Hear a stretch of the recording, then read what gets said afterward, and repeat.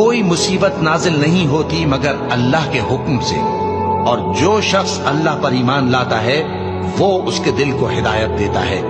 اور اللہ ہر چیز سے باخبر ہے۔ اور اللہ کی اطاعت کرو اور اس کے رسول کی اطاعت کرو، بس اگر تم منہ پھیر لوگے تو ہمارے پیغمبر کے ذمے تو صرف پیغام کا کھول کھول کر پہنچا دینا ہے۔ اللہ جو معبود برحق ہے،